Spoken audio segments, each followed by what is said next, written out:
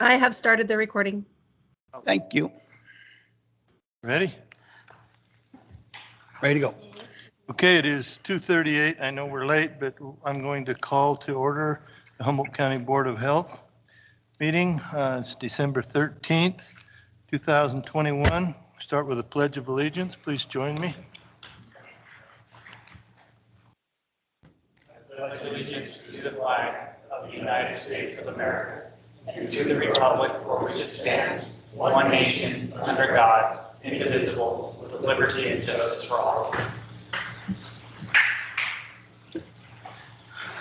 We'll go to public comment. Do we have any public comment? Do anybody online that would like to make public comment? If you do, please *6 to unmute yourself. Hearing no public comment. That's the first for this board meeting for a long time. Wait. Update, first item we'll do is the update from our public health officer, Dr. Charles Stringham. Dr. Stringham, I see you're here. I guess, wait, before you go, I need to go back just a little bit and make a roll call. Is Sheriff Allen on today? Yes, I am, Mr. Chair. Thank you. Okay. And Dr. Stringham is, and Commissioner French, are you on? Yes, I am. Okay, and everyone else is here, so we have a full board. So go ahead, Dr. Stringham. Thank you very much. So I just want to keep my comments relatively brief because I know we have a lot of things that we potentially could talk about, and I just wanted to be able to make some comments that I know will come up, bring everybody up to date on kind of where we're at with things in general, and then I'll be happy to respond to any questions that that people have afterwards. And the first thing I'd like to say is that we are entering our 20th month of our COVID response in Humboldt County. This has really gone on for a tremendous amount of time. And I think that people are just really having a hard time with this. We're seeing a lot in the national news about that, and certainly local news as well. I think one of the primary drivers of this issue of what we're dealing with is public discontent and just people really having a hard time with the disparities of responses and the different ways that people care to address things. It's really very difficult. The disparities are really challenging for most of us. I'm very proud of the fact that this board has never really made a major change in our position about COVID or the response in all the time that we've been dealing with this. And as we've watched CDC and National Health Institutes and various other federal organizations make many changes about masks and vaccinations and distancing and all sorts of other things, this board has really maintained a wonderful degree of uniformity in our approach to things, even despite the fact that we have a tremendous amount of change that we've all been dealing with all of this. Right? I'm very proud of that, very happy about that. I think that I wanted to reiterate the position of the board. I think that there's still in the public is a lot of concern about one of the things that I want to talk about this morning or this afternoon, and that is that that in general, this board has made absolutely no mandates whatsoever, nor do I think we need to. I don't think we should. And we've certainly responded to mandates and certainly have existed in an environment where there are a lot of mandates, especially these days, flying around. But I think we've done a wonderful job without having to resort to mandates or forcing people to do things against their will. And I think that's a wonderful feather in our cap. Recently, there have been some changes in the federal response to COVID. And I think most of us are aware that the vaccination mandates have really changed the political landscape, not only across the nation, but also here in Humboldt County. And I'm very concerned about this. I think it's the biggest single threat that we face. And I think it's critical that our constituency understands that we as individuals do not necessarily, I know I certainly do not, recommend or condone a mandate for vaccinations. I think this is a very personal decision that each of us makes as an individual. And I think it's critical that we continue to maintain that ability for each of us to make vaccination decisions. I personally chose to vaccinate. I know that many of you did as well, but I don't think that we should be in a position to mandate that anybody have to do that. I think it should remain a decision made by individuals. I also think while we're on that topic, it's critical to me that everybody be allowed to make their own mind up in terms of the way they feel about things. I think a lot of us enter this environment already knowing more or less how we feel about things. I am a person of science. I've allowed science to really dictate the way that I feel about almost everything in life. That's the way I am. But I realize that not everybody is that way. And I respect that. And I respect people's decisions and their belief systems to be able to do what they feel is correct. All of us, and this board has certainly really emphasized the fact that all of us as individuals have the right to choose our own practitioners, whatever that practitioner is, however they practice, whatever their qualifications are, and to receive advice from that person. And I don't think that this board should stand in the way of anybody being able to do that. During our last meeting, we had quite a discourse, and I think it was based on the fact that people don't really understand the position of this board. And I think that all of us, each of us as individuals and as a board collectively, have emphasized the abilities that everybody has to make their own minds up to do as they believe. And that involves vaccination, it involves masking, it involves various other things. Certainly, we're all aware that we're responding to various pressures from the state, from the federal government, and we respect those, but those are not necessarily messages that we are responsible for defending. And I would recommend that we act appropriately in those respects as well. So the good news, despite all of this, is that we are seeing 300 people per week who are newly vaccinated. So the number of people who are getting vaccinated in Humboldt County right now is really impressive. So even though we're hearing certainly of a lot of the discourse that we talked about, a lot of people, when where the rubber meets the road, have made the decision to vaccinate, and I'm really, really happy about that. Even though I fully support everybody's right to make their own decisions, I think that it's also wise to say that the more people who get vaccinated, the better off we will be. I'll be talking about Omicron in a couple of minutes, and that's particularly the case with Omicron. It is profoundly infectious, probably the most infectious aerosolized agent that anybody's ever heard of. I've certainly never heard of anything more infectious. And some of the stories that I'll tell you a little bit later are kind of pointing in that direction also. But despite this, people are making good decisions and are choosing to vaccinate, and I'm really, really pleased about that. Each of us should make sure that our safety strategies, the ways that we choose to stay safe, are completely self-contained. And one of the things that occurs to me is that when I go shopping for groceries or other things in the community, in many cases, I'll be the only person who's wearing a mask, but I'm wearing that mask. And the reason is because I'm concerned, and I want to make sure that I afford myself any safety strategy that will work. But here's the critical part, and this is the part I'd really like to drive home to everybody. A good safety strategy is one that does not require anybody else to take any other actions. The best safety strategies are the ones that we implement ourselves, and they're done irrespective of what anybody else chooses to do. They're completely and wholly self-contained. And one of the things that really concerns me, one of the neatuses of the anger that a lot of us are seeing these days in the public, stems from the fact that people want other people to behave as they want them to. And I think, to me, what's most important is that each of us act as individuals, each of us take responsibility for ourselves, and that's been our recommendation all along, and none of us require other people to do things that somebody else may not necessarily want to do.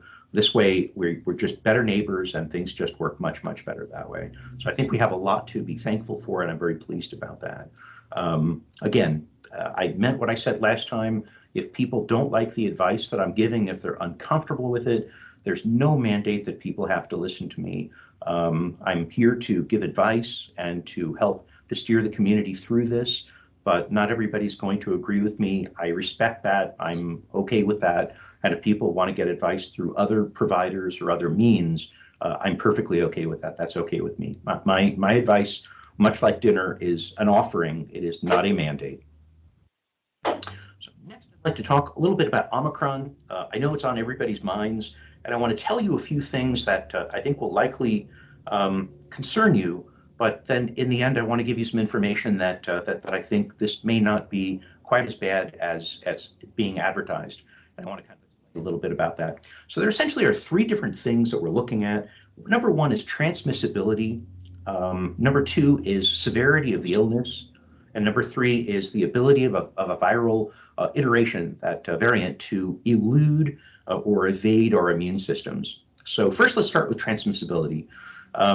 Omicron is extraordinarily infectious. In fact, so much so that we've started to see some data coming out of Europe and Africa. There was one incident over in Europe where a gentleman was immediately across the hallway at a hotel from another gentleman. The two had absolutely no contact. There was no intermediary who moved between them. Both of them were known, or the one gentleman was known to be negative, the other was known to be positive.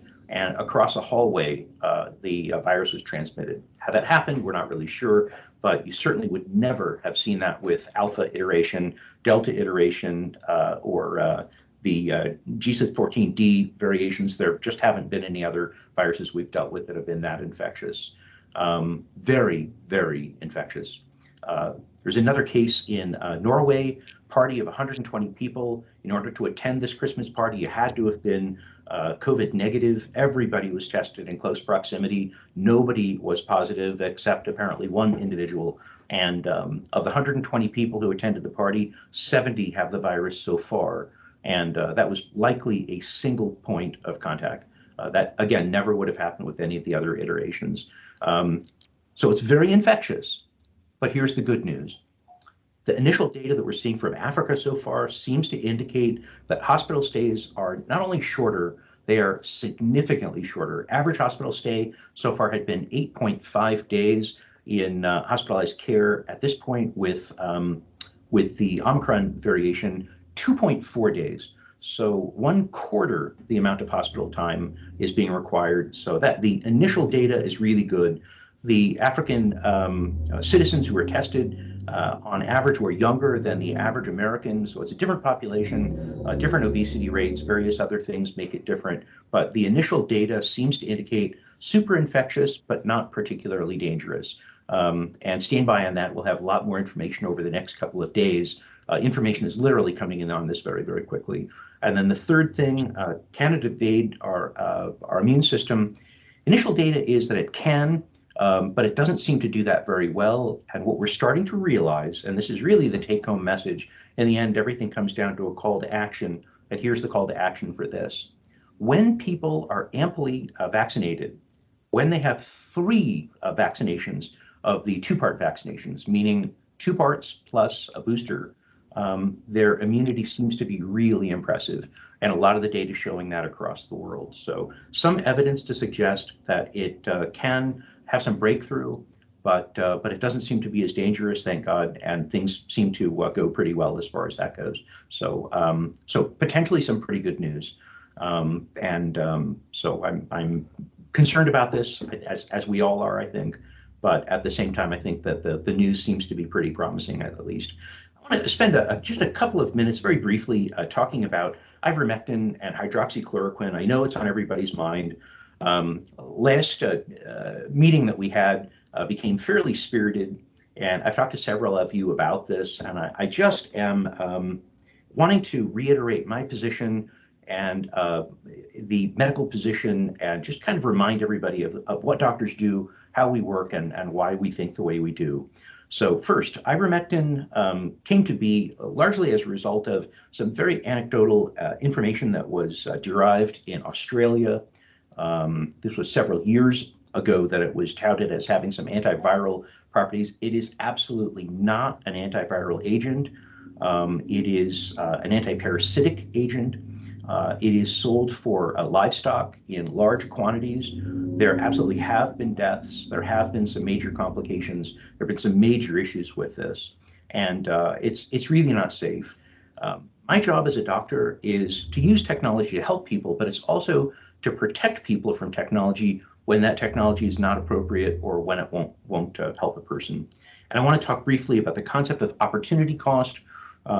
If I decide that I want to invest in something and it yields no money, then some may say, well, it's better than nothing. You've got $25 instead of, $1,000. But the bottom line is that you don't compare that to what you could have gotten as zero. You compare it to what you theoretically would have gotten had you made a good investment. And that's the concept of opportunity cost. When we use ivermectin, when there are approved, efficacious treatments that are available, we're squandering our opportunity to protect ourselves, is what we're doing. Nonetheless, my position is I don't want to take options away from anybody. And I know there are doctors out there, such as Dr. Gilbert, from whom you heard last time. Obviously, the two of us feel very differently about things. He's willing to prescribe ivermectin, despite the fact that there have been numerous studies, including a study authored by Maria Pops in Germany. It is the best of the studies that was done. About 2,000 patients were studied in 14 individual studies, clearly showed that ivermectin has absolutely no benefit whatsoever. It has been interpreted many times by people who've tried to massage the data to show things that it does not. But as a doctor, my job is to make sure that people don't take medications with the expectation that those medicines will work if they're not shown to work. There are physicians who are in the process of losing their medical licenses now across the United States for recommending ivermectin. To me, that's pretty harsh. If somebody wants to have a treatment, they should have access to that treatment, even though I would not be the person to prescribe that because I know that it doesn't work. The same is true of hydroxychloroquine. Again, numerous studies have been shown that show it is non-efficacious. I think that it received some pretty good publicity several months ago, about a year ago, as a result of some fairly high-profile people who were taking this medication. And again, my job is not to take options away from people. I only want to add value. I want my being involved in a situation to mean that things will be better, not worse. I do not believe in limiting or suppressing or sequestering things that people want to do. And so if people want to receive these medications, I think we all know how to get them and which providers to go to, and that is theoretically possible. Nicole has worked, and I will probably talk later about the advertisement or the piece that she did that will be distributed by HGH, outlining various treatment options. And all treatment options that are reasonable, that have been spoken about, are on that list. But again, I think that we need to stick with things that are critical. We have an ethical obligation to stick with things that are shown to work. And that would be the recommendation that I would make. A lot of things changing in COVID. I think Omicron may potentially turn out to be good news. We'll see what winds up happening. We have a lot of good treatment options, and a lot of things are going the right way. I apologize for having gone on as long as I have, and I'd be happy to respond to any specific questions that you folks have about any of this now. Any questions of Dr. Stringham? Commissioner Hill? Commissioner Haas? None. Commissioner Cherry? No. Commissioner French, you have any questions? I have none at this time. Thank you. Sheriff? I have none. Thank you, Dr. Stringham. Very well said. I don't have any either. Thank you, Dr. Stringham. Thank you. Okay, we're going to move, is it 2:56? We're going to move to update from the Public Health Officer on county response to COVID-19 coronavirus, presentation by Nicole Maher. Go ahead, Nicole. Hi, good morning. Or sorry, we keep saying that, don't we? Good afternoon. Can you hear me okay? Yes, as long as you speak right into your mic. Okay, I will try to. Thank you. Okay, good to be with you. As of December 10th, those were the last numbers that I got, so that would have been last Friday. We have 2,660 total cases, so that includes 35 new cases for December 1st through the 10th. Right now we have 40 active cases. Just to give you a case comparison, as I mentioned last time, we're tracking about the way we did in August and also November. So where we're at right now compares to 165 cases in November. Of course, October and September were our big months, 505 and 531 cases, 166 cases in August. And you remember in July we had only 33. To date, we have confirmed 39 deaths. According to our county tracker, which comes through the CDC, Humboldt County is still considered a high-risk transmission area. We're averaging about 199 tests a day. Now, that doesn't mean that we are actually doing 199 tests a day. That's based on a formula that they use that equalizes all of the counties. But it just helps us understand if we're going higher or lower. Our case rate, again, based on that same 100,000 population, is 231, and our test positivity rate is at 4.9%. So you might remember that at our all-time highs in October, September, we were running close to 20%. So we're about a quarter of that right now. Of our 35 cases in December, 23% are fully vaccinated. So as Dr. Stringham noted, we are seeing quite a number of people get vaccinated. Thank you, Marcia, and all of those who are taking care of that. We don't have any who are partially vaccinated so far this month, so that means about 77% of those who are testing positive are unvaccinated. I say that with a grain of salt because we know that a lot of people are not getting tested. That's nationwide. That's not just a Humboldt County issue. And so we base our statistics on what we can get our hands on, but with the understanding that certainly we're not capturing all the numbers. Some interesting news. The Council of State and Territorial Epidemiologists has updated their health definition. So that has come to us from Dr. Azam. He is our Chief Medical Officer out of Washoe County. Every week I send... Hey, Nicole. Yeah. Dave, we're starting to lose you here as you get quieter as you go on. You could just maybe slow down a little bit and really speak into that mic. That might help. I sure will. I'll try to be really, really bold in the way I speak. Is that better? Yeah. A little. Okay. Let me just start back where I was. So every week we send, Dr. Stringham sends memo to Dr. Azam. He is our Chief Medical Officer out of Washoe County. We have to update him on what's happening in our county. And he belongs to the Council of State and Territorial Epidemiologists, and they have updated their health definition regarding probable death reporting. And so as of January 1st, in just a couple of weeks, Nevada will start counting deaths based on antigen test results. So we have not done this yet, and we will not do it retroactively. We will just start counting antigen deaths on January 1st. So as a reminder, antigen tests are commonly referred to as rapid tests, and they rarely have a false positive, but false negatives can be more common. And so the state epidemiologist has decided that we will move forward in reporting antigen deaths as well as PCR deaths. Up until now, we have only counted PCR deaths, although we have had antigen deaths that are not included in that 39 count that I shared with you. So let me know if you have any questions about that when we get to the end. As I look at what's happening around the state, I know that if I look at our big counties, especially south, if I look at Clark, I can see about 2 or 3 weeks lead time between what might be happening in Humboldt. And just recently, cases in Clark County have climbed to nearly 25% in about a week's time. Their average number of deaths over the same period has also risen 50%. Hospitalizations, counties, positivity rate, they're all up as well. This is not unexpected for us. Of course, we are in a holiday, our big holiday season, and also the weather is getting colder and people are moving inside. And so we have expected those numbers to come up. But that is definitely giving us a little bit of a glimpse into what's happening.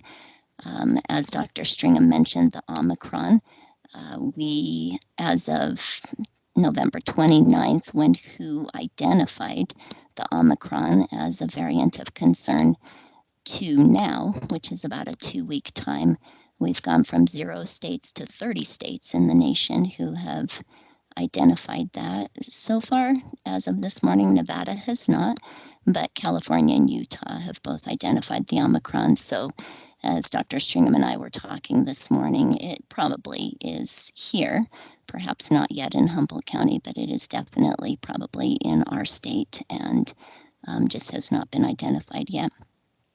That being said, given the predicted arrival of the new Omicron variant to Nevada and the current holiday season, the Nevada Division of Public and Behavioral Health strongly recommends all eligible individuals who are already fully vaccinated to receive a booster dose now, especially older adult populations and individuals with underlying medical conditions.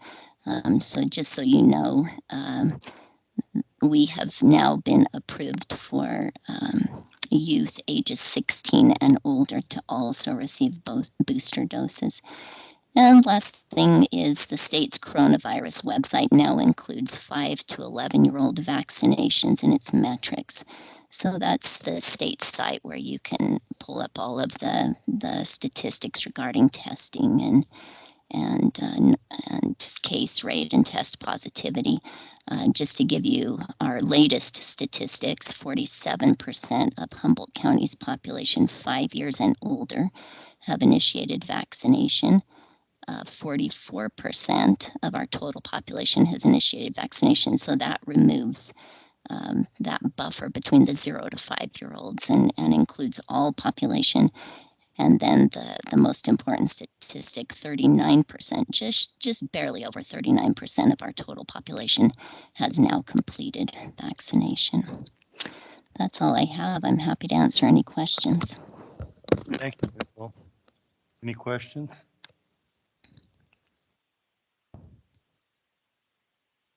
Commissioner French, I just had one question. Okay, go ahead, Commissioner. Nicole, has there been any statistics crunched relative to the infection, those individuals that are presenting with infection to date with regard to their complete vaccination? I know we talked about some of the breakthrough cases, but some of the data I reviewed indicated that most of those breakthrough cases were in people who had initiated vaccination but had not completed vaccination. And I'm just wondering, how the whole vaccination scenario has played out with regard to the breakthrough cases. You bet, Commissioner. Thanks for that question. So sometime back, the CDC stopped counting just regular positive cases that are vaccinated. So we don't have really solid numbers on those, and we don't have those for Humboldt County either.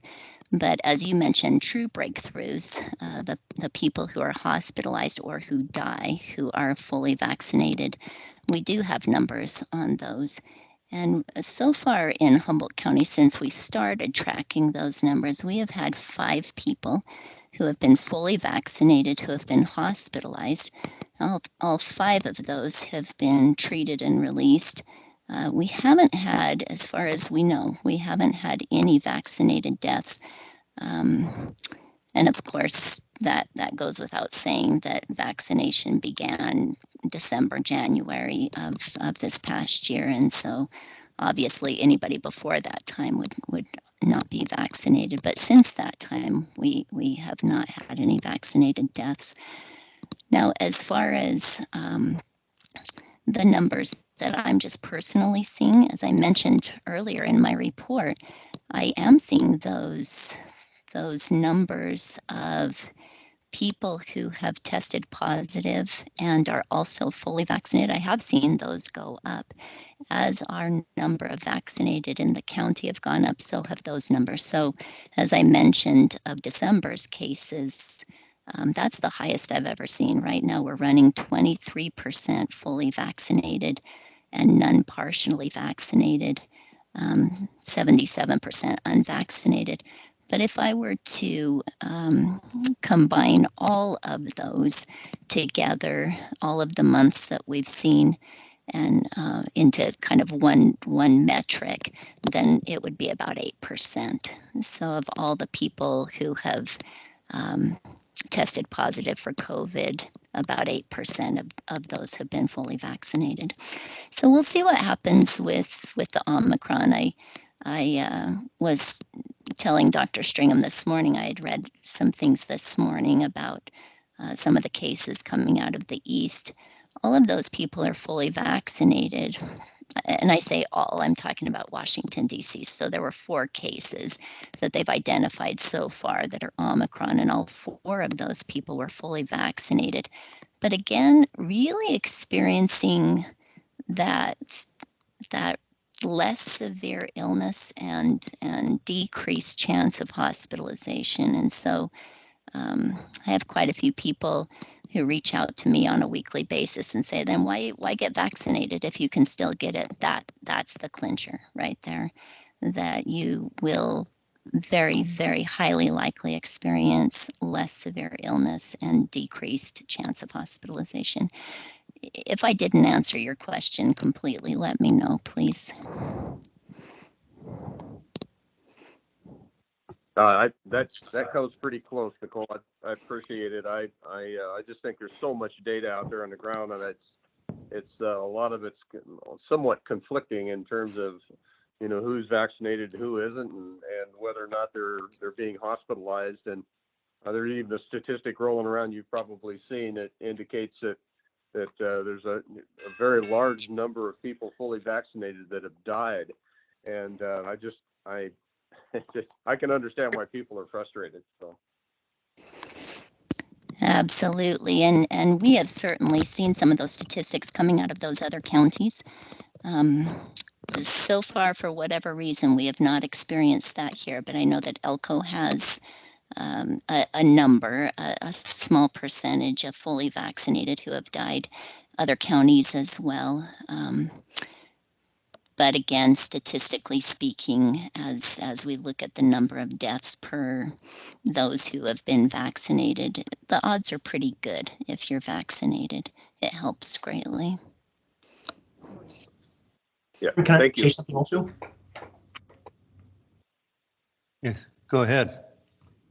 You know, Commissioner French, it's a great question, and we're seeing a lot of conflicting information, particularly in Europe. Europe is very, very well vaccinated, and yet they're still having a lot of cases that are spreading. Vermont and New Hampshire are kind of the big stories here in the United States. Both states have vaccination rates at or about 75 to 85%. So both of those states have really done a great job with their vaccinations. And most people in general are fully vaccinated, by the way. So vaccinated with 2 vaccinations, not 3. And so what that data is telling us is that if you have 3 vaccinations rather than 2, that you just do better. And so I think what's critical underneath your question is to know what to do with the information and what this actually means. And from my standpoint, what this means is it speaks to the issue of how important the booster vaccinations really are. And even after receiving 2 vaccinations, if those vaccinations are 2-part vaccinations greater than 6 months ago, that it is super critical to get the booster vaccination. When people get that booster, especially when they're dealing with Delta and apparently some of the initial cases of Omicron that we're seeing, they just tend to be able to stay out of the hospital if they've had that 3rd vaccination. Super critical. Thank you. Any other questions? Okay, I'm going to go now. I skipped Robin and her report, so I'll go back to that now. Update from Humboldt General Hospital. Presentation from Humboldt General Hospital regarding hospital status from current cases and hospitalizations, testing options, antibodies, and other treatments, including protocols and other related considerations. Robin, go ahead. Hi, are you able to hear me? Can. Okay. So I just wanted to give some pretty brief, quick updates. The hospital has 3 COVID admissions on the inpatient side and 1 in the ICU. And the ICU's on BiPAP, doing great. Vaccination mandate was a hot button topic the last time we all met, and everybody pretty much knows, I'm sure, that they put a stay on the vaccination mandate for the CMS side. And so we had the option to keep going. But we did put a hold on it. We were 3 days before the full implementation of the December 6th date when we put a hold on it. All in all, we processed, I think, in the 70s, range of 70s exemptions with no complications when it came to that. And we are at an internal vaccination rate of 82% amongst staff, which 5-6 months ago, we were only in the 40s. So we have seen a large increase in vaccination over the last 3 or 4 months, just similar to our town, like Dr. Stringham was reporting. One of the big things I would like to report since we last met, we did stand up the Regeneron Clinic. It's run 2 hours a day, Monday through Friday from 9 to 11 in the drive-through garage. We did set up a shelter that houses folks, and it is going great. Last week was our first full week. We did 8 complete patients through there, that was 8 patients that would have potentially had to go to the emergency room or not gotten care. Of those 8, most of them were had significant vulnerabilities, and really did need Regeneron. There was a handful of those patients that were also referred into our CP program for continuing monitoring of their health and wellness as they kind of work their way through COVID. So that's also helped us attach patients to services that they really needed. So I'm really proud of us. That's a big bragging point for me. It'd taken us a long time to get that stood up, and we finally got it done. We're currently working on a flyer to post. It is almost all the way done. And I know Nicole is also working on one in conjunction to hand out at the screening clinic to give just some additional clarity. There'll be Regeneron information on that, how they get connected with that. There'll be a flow chart on that same flyer to really describe out what to do if you're positive, and then also what to do if you're negative. And we've been working on streamlining communication in the screening clinic, so the message is all the same. We've sent out several scripts and tested them through the staff to ensure that the message is uniform and doesn't vary, between people, between employees, I should say. And so that's where we're at. Things are going good. Any questions? Thank you. Any questions for Robin? Commissioner French, you have any questions? I don't have any specific questions, but I certainly want to extend my appreciation to Robin. She picked up the bull by the horns on this thing, and she's really changing the dynamic from the hospital with regard to the interfacing with the community, and I really appreciate it. I hear it routinely now. So thank you, Robin. You're welcome. Thank you. I agree with that. Sheriff, do you have any questions? No, I do not. Thank you, Robin. Okay, thank you. Thanks, Robin. We're going to move on now. We have someone here that is waiting for this item, so we'll move on to approval to allow Public Health Information Officer to release COVID-19 care options. So I think all of you, I don't know, Jim, have you seen that? Sheriff, have you seen it? I have not. I have. Okay. Let me send it. Dave's going to be sending it to you, Sheriff. Okay, thank you. That same thing, but about the other people that have been showing up. I'll ask some questions.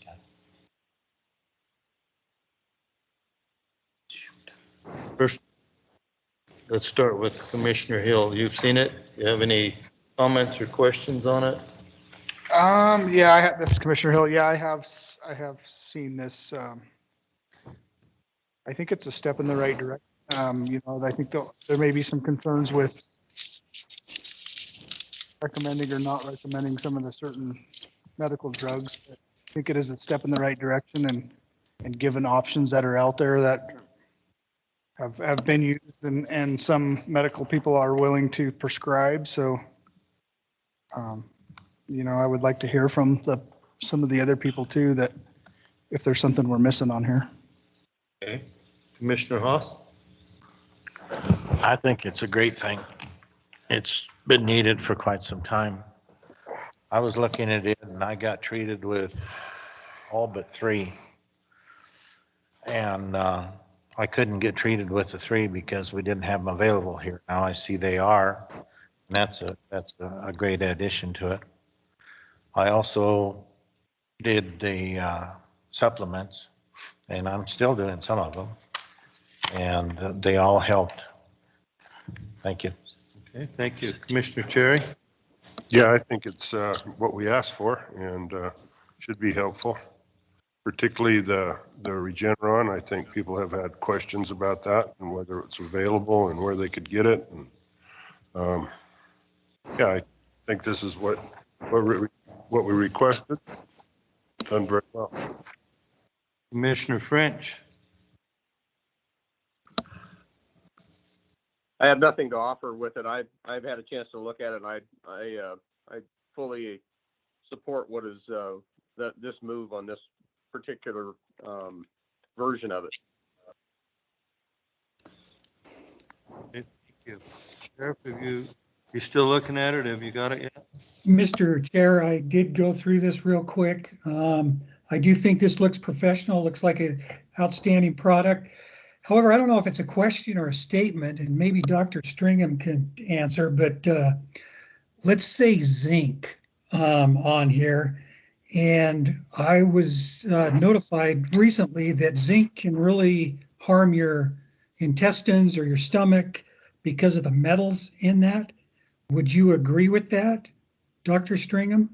I think zinc in general, it tends to be a fairly safe product. There's an old comment that's sometimes made, and that is that the poison is in the dose. And I think as long as the dose is reasonable and it's administered in, according to a protocol that's generally accepted, then I think things are okay. Certainly anybody could have a localized response or an unpredictable response, a response that is not characteristic. But I think that in general, I think it's a fairly benign product. We could certainly put something in that indicates that any of these agents could have side effects associated with them. But to me, that would really be a conversation that would occur between the provider and the patient. So I think the spirit in which this is intended is just to kind of inform and then act as a bouncing board that the person can use in order to ask the appropriate questions of their medical provider. Okay, thank you. You answered my question. Appreciate that. Thank you. Thank you. Lindsay, have you looked at this? Come on up. Lindsay Jimenez. I think that this is a great start. Something it states on here, basically every option, including vaccination. I realize there's conflicting information with ivermectin and hydrochloroquine, and I appreciate the fact that it is on here with some places to get that, just as there are conflicting on the VAERS website for the government for the vaccine. So I think that we're in that state where leading fearlessly, I feel like this is going to give people a little bit of option, a little bit of leadership as far as where to go. I feel like it will help tremendously going forward. I appreciate everybody that's worked on this. I think that it's a step in the right direction, 100%. I'm sorry I'd always have to be this squeaky wheel, but I do feel 100% that this will help. Just giving people, as far as they look to you guys as a health board, they look to Stringham as a health professional, and 100% will follow in line with somebody of those statures more so than just a community member. So thank you for everybody. Robin, I feel like you've been a game changer. Pretty amazing person. Thank you so much. And that's it. Thank you guys. Thanks for listening to us every week. I think that this is amazing. Thank you. Yes, thank you. Yeah. Now we just need diet and exercise on here somewhere. That's the only thing it's missing. Thank you.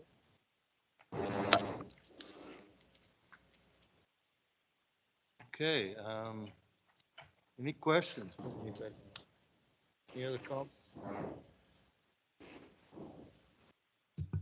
Sheriff, have you had a chance to go through it now? Oh, I did go through it. Like I said, I do think it's a professional product. I just had that question on the zinc. Okay, thank you. I would entertain a motion.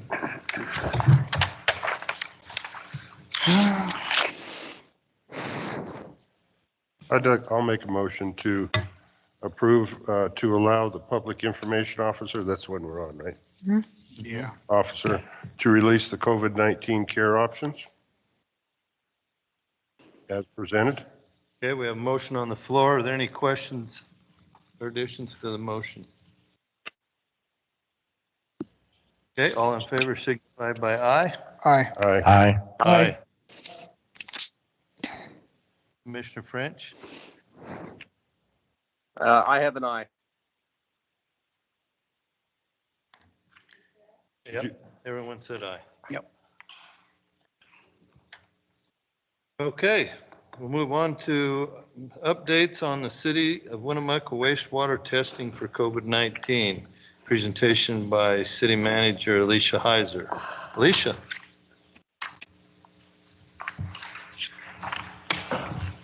Sorry about that. I shared my screen and then I couldn't find the unmute button. So I hope everybody can see our wastewater testing graph. This is from July 1st, 2021 to present. So it shows, our very low rates in the summer. The orange line is our wastewater concentration and the blue line is our 7-day average for confirmed cases per day. And then we had the increase in the fall, and then it started dropping off again in November. I just received this morning the wastewater concentration results from the samples that were taken on December 7th. And that's this very last orange dot. And I did see a pretty big spike. And so that means either probably one of three things. Either the sample was collected at exactly the right time, that there happened to be a very large concentration of COVID RNA in the wastewater, or these are all preliminary results at this time, so I haven't received the final reports for those samples. It's only happened once before, but it has happened that the result was reported incorrectly, so that's another option. Or we could potentially start seeing another increase in cases per day, and could be related to Omicron, could be related to something totally different. But hopefully those final reports come in and either the data is wrong or there was just some anomaly in the testing. But I did see a very big spike from the samples on December 7th.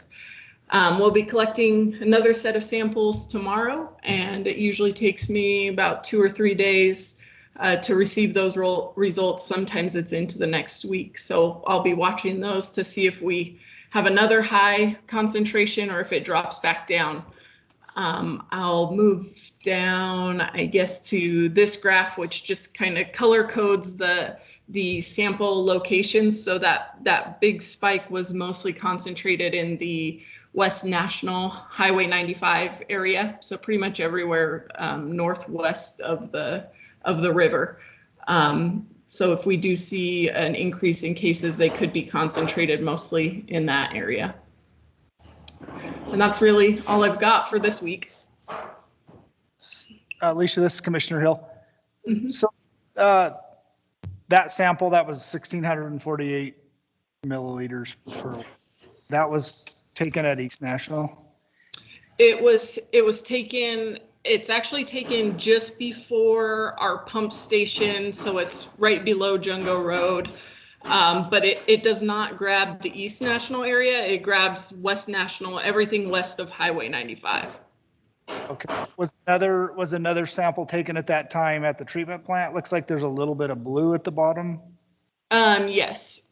So the samples aren't grabbed, at exactly the same amount of time, because the same group of 2 people travels around to each of these locations throughout the morning. But the wastewater treatment plant did come back with about 24 copies per milliliter. So there was some COVID RNA detected at the treatment plant as well. As well as there's also a small amount from the manhole behind Ron Seed and Supply, which gathers up the wastewater from Warmouth subdivision, Railroad subdivision, and Skyland subdivision, and a very small amount at Bod Street, which collects the Malarkey, Harmony, Bridge, and Mizpah area. So we did see a little bit at all locations except the manhole near the high school, but definitely the largest concentration was in the West National area. And it looks like the spike is bigger than anything we've seen all year, according to the first graph. Yeah, it is. It's in the, so this graph goes all the way back to when we started testing wastewater samples. So our big spike in the fall of 2020, we had a few weeks that were higher than this one, but this is definitely the biggest spike that we've seen in about a year. Okay, thank you. Thank you, Alicia. Any other questions for Alicia? Not hearing none. Hearing any. So we'll move on. Thanks a lot, Alicia. Thank you. To community health nurse update, Marcia Foreman. Are you on, Marcia? Yes, I am. So our office is just kind of continuing with what we've been doing. We're doing a lot of boosters. We've started the 5 to 12-year-olds. They received their second shot last week, the first few who had gotten that. And so we're just continuing with the plan. Okay, thank you. Any questions for our community health, county health nurse?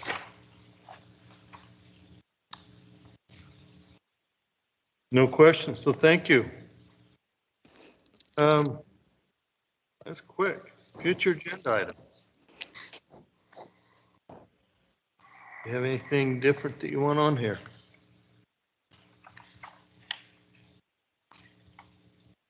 I think I'd like to have a place next time we meet just to find out how well received our new care options flyer.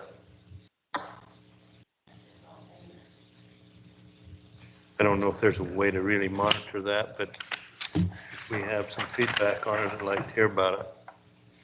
If we got them anywhere, they can come get. I understand these will be put out when someone tests positive. Yeah, and we'll, I'm sorry, Mr. Chair. We'll also put them on our Facebook page, all the digital social media platforms. We'll do that. Also, I think what I can do is get the radios to do a public, just lost my train of thought. They can blurt this out as well if these are available online and or at our office as well. So, and the ANHGH, of course. Okay. I just have a comment. This is Commissioner Hill on the wastewater stuff. I wanted to go back to that for a second. I wonder if it wouldn't be, we do this for a reason. We did see a spike, and I hope Alicia's one of her theories is right, that it was just taken at the right time. But is this an opportunity where we are seeing a spike to maybe it's worth us, funding another test today or tomorrow just to verify if we do really have.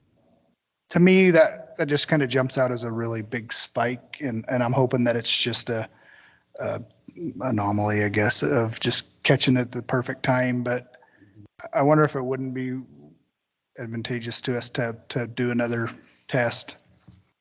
I don't know. What are your thoughts on that, Alicia? We already have another test scheduled for tomorrow. It'll be taken at the exact same manhole. So, and then I won't have results. On a good week, I'll have those results by Friday, but sometimes I don't get them until the following Monday. And so I don't, we can't get the coolers here any faster than than tomorrow. We've already got this set for tomorrow, but I don't think we can get one done today. Anyway, so Okay. I guess I would just continue on with our regular scheduled samples. If you were to get a turnaround next week or the following week and it was high again, what would be our course of action to notify the board that, hey, we have 2 tests that came back super high like that, you know?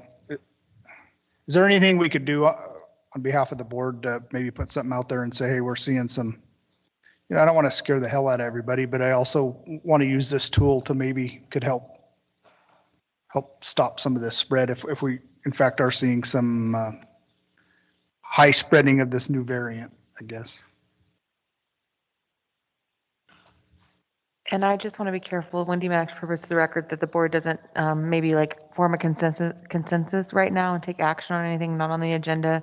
But I would just kind of let you know that we have a public health information officer, and I think that it would be within her purview if Dave sent something to her or asking her to do that. I don't think that would be an issue. Dave, what are your thoughts? Yeah, Mr. Chair, Dave Mendiola, that's really easy to do. The only problem is costs associated. What we used this for early on in the process was when we had those big spikes that she showed you, was we were able to send out flyers like immediately within 2 or 3 days, specifically to those areas. We've got this service we use that you can actually go to certain, not zip codes in our case, but addresses in a certain area. And we did use that in the past. And again, whether it was effective, hard to say because you can't follow up to know. Eventually those numbers went down, so maybe it did, maybe it didn't. I don't know. I guess, Commissioner Hilligan, I guess, Alicia, if you do see another spike, could you communicate that to Nicole right away and she could communicate that out to somebody and possibly we could, I don't know, if we got to call a special meeting or I just hate to see all this go to waste just for data. You know, if we have data and it's telling us something and we could utilize it to potentially slow a wave or get something before it gets out of hand, I'd like to utilize that data. I don't think that we'd have to have a board decision on sending something like that out if our public health officer deemed it necessary, he could work with Nicole to get that information out. Okay. Yeah, so we just voted on that. So that's not the problem. What I was mentioning is the cost associated with it. So again, that's a county commission issue. But I think that, at least I would believe that you as county commissioners would be okay if we spent, you know, a couple $1,000s to get the word out to help, you know, maybe cut this off at the pass. So, but we'd have to bring it back. It's an action item. We have money budgeted. We do. Through the ARPA funds. Yeah, we haven't specifically though. I think what Wendy would say was we haven't specifically approved it in a meeting that there's this carte blanche, you know, that there's an open-ended for that specific reason, but. Something just alarms me about that big spike and I hope it's just a fluke deal, but hate to miss an opportunity too. Right. Could you use like the holiday just in general, like you're going to promote and publish some of that information as far as like vitamins and boosting your immune system? Could you use it in general instead of like scaring everybody, hey, there's a spike? Just be like, there, you know, potentially like everybody's going to be gathering. There's going to be a spike. Gear up this way. You have this information now you've just gathered. Like, let's just try to put it out there and keep people healthy. I mean, I realize that the data or whatever is going to show you, hey, there is a spike. Apparently, if there's already a spike, there's not a way to control one way or another. But can you get people, you know, geared up for the immunity so that our hospital doesn't get overwhelmed, or make sure that they have the information, hey, it's that season, you're going to eat bad. Here, you know, take this stuff. This stuff is also available that way. It's not like a crisis at hands. And come the first part of January, we're at the same place we've been. Yeah. I don't know. I mean, because I realize, like you said, having people scared is not really helpful at this point. It's doing the exact opposite. But I'm with you. Yeah. Having data is a great resource, and hopefully she's right. Maybe it's just something that got tested at the wrong time or peak time. I guess, Commissioner Hill again, Alicia, could you just share your next data with the board as soon as it becomes available, rather than wait for the next meeting? Yes, I can do that. When I send out the updated graphs to Nicole, I usually have a little sentence in there about what the wastewater is doing. But when I do that, I'll put the board members on that email also. Okay, thank you. Dr. Stringham, did you have comment on that? No, I sure don't. I think that the way that we're handling it seems like a pretty reasonable plan. And I think that I agree that I don't think that we should squander potentially strategic information. But I mean, in the sciences, you just keep looking at things and asking yourself if they're reasonable. And to me, this seems anomalous. It's not just higher, it's 3 times higher than the other data that was shown on the graph. And so my best guess is that it's anomalous, but I do think that we should look into it and figure out what's going on. So I'll be happy to talk to both Nicole and to Alicia and figure out if there's something that we can do in short order to be able to use the information strategically. Fair enough. Sounds good. Thank you. Okay. Mr. Jerry? Yeah, I had one other thought in regards to this paper with care options on it. And the Regeneron looks like to be the remedy of choice, or the remedy that we're going to be relying on the most. And I know that myself included have heard that to take the Regeneron is very expensive, $1,000 or so. And I don't know what the case is here, or is it free, or is there a cost associated with that? Robin, would you like to comment on that? I think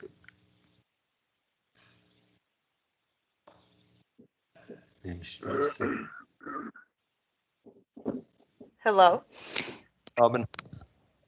Hey, so the Regeneron, the medication, is free to any organization. So even in the Reno area, what people are seeing the fees attached to it is an administrative fee. Our administrative fee is very reasonable, definitely not $900. I can't quote you the exact amount, but I believe it's under $200. And that would be the total fee, because we can't charge for the drug because it's free. Okay, yeah, I had a relative that I thought took it in Reno, and he said it cost him like $1,500. Yeah, and you're at the mercy of the place, because they can charge you kind of whatever they want, especially if it's a private clinic and kind of stand up. They can charge you for the administration, but I don't believe you can buy Regeneron. We can't. It's given to us for free from the state right now. So should that be included in this information that it is yeah, free? we could definitely. Nicole, if you want to link up with Shelley Smith, would be able to give you the exact amount that the administration fee is going to cost.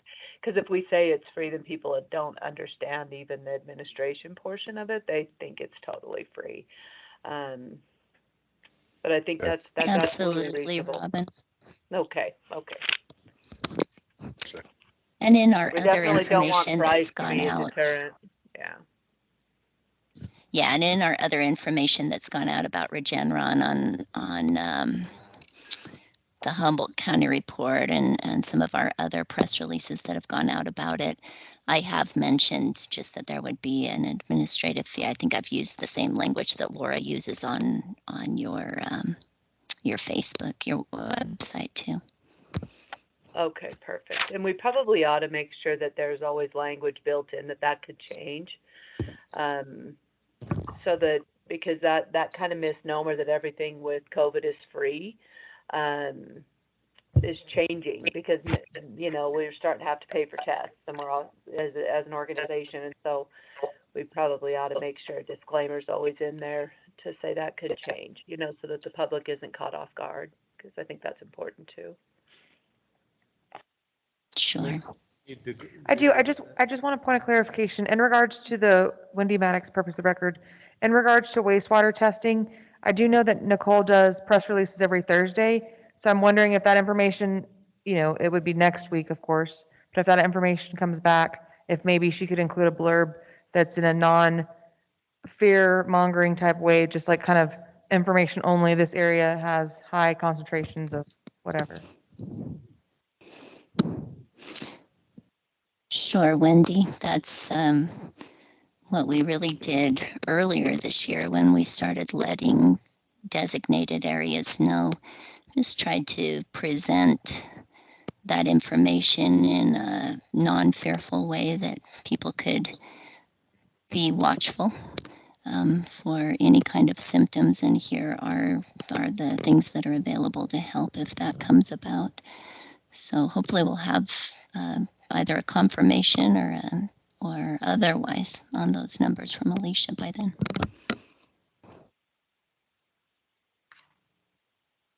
We need to open up that item on the agenda to make a couple little changes that we're suggesting. No, I think and thank you for asking that, because I was debating on whether I would discuss it, but you did the motion perfectly. I think that your intent as a board has always been not to recommend certain drugs, whether it be vaccine or options. I think that as a board, you've always been just about information.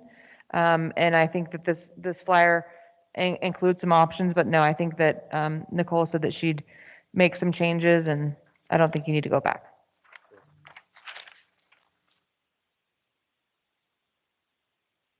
Any other questions on that or anything else? Future agenda, next meeting. Want to do it as a need basis, or do we want to have a set date for it? Probably wouldn't be a bad idea to do it monthly again for a little bit, or I think we're making some pretty good headway with communication. And do we want to do it on the 18th? That might be a long day too. Huh? That might be a big meeting too. I guess we could plan for it. Or the 3rd? Or separate it like we have in the past and have it on a separate day completely, then the county commission meeting. That does make for long days, but We're here. it's your call. I don't, what are we gonna talk about? Yeah. Yeah, I don't know.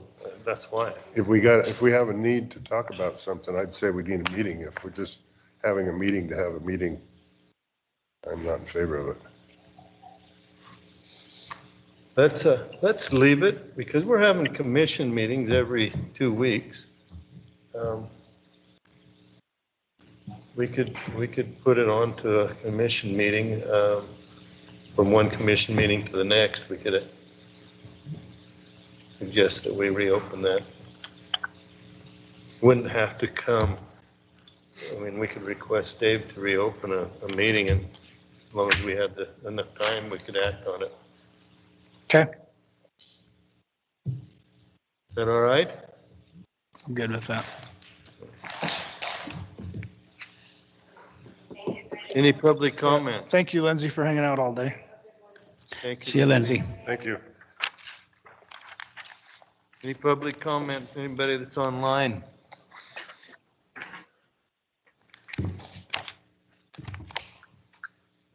I don't hear any public comment. This meeting is adjourned. 3:46 p.m.